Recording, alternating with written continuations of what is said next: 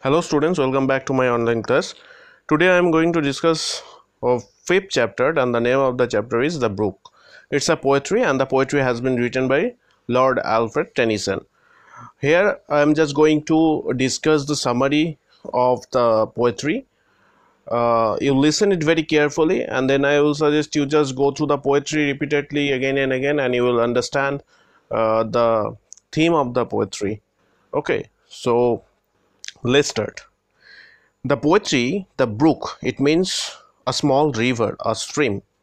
The poetry has been written by Lord Alfred Tennyson, studied at Trinity College, Cambridge. Along with Robert Browning, he is considered one of the best Victorian poets. So, Alfred Tennyson was one of the best Victorian poets, means Victorian era.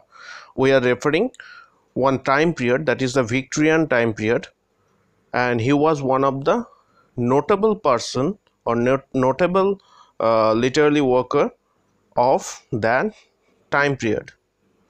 Alfred Tennyson's The Brook describes the life of a stream, where it was born and where it passes through as it travels, and its destination, the brimming river. A little stream is like a bubbly child who keeps jumping and dancing, making joyful noises. The poem is an autobiography of a brook. Here the brook itself tells the story of its life from birth to death. It says it comes from the places which are frequently visited by water birds like the coot and the heron. After its birth, it suddenly rushes and flows down a valley with a lot of noise. During its journey, it passes by 30 hills, 20 villages, and 50 bridges, and a little town. It then passes by Philip's farm and joins the brimming river. Generations after generations of men come and die, but it flows on forever. The poem conveys the parallelism between life and the brook. As a child is born, the brook too emerges from the hills. In youth, one is vivacious and energetic. Similarly, the brook bickers and chatters as it flows down the valley. In old age, man becomes wise and avoids anger and quarrels. So here is a comparison done by the poet.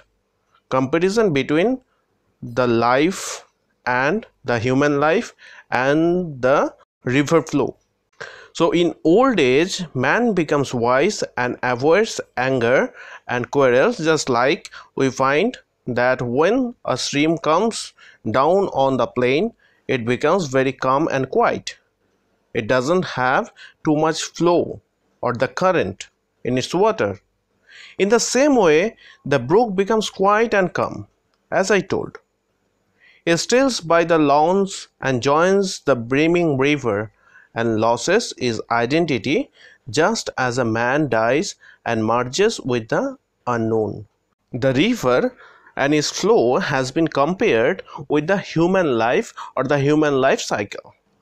So initially, when it takes its birth, it becomes too bubbly, just like a child. Same as we find in the young age, the children, they become very joyous and playful. Same as the stream or the brook or the river, it seems very joyous and playful.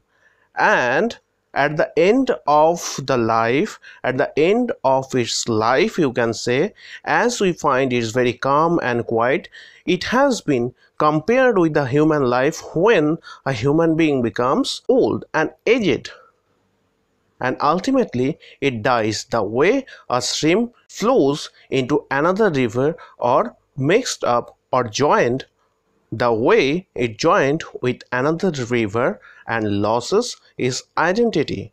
So the poem has a meaning that represents the human life cycle. So I guess the poetry is now pretty much clear to you. The inner meaning and the theme of the poetry is hopefully clear to you. I will suggest you must go to the poetry, try to understand the word meanings, and it will be helpful for you. So this much for today. Thank you.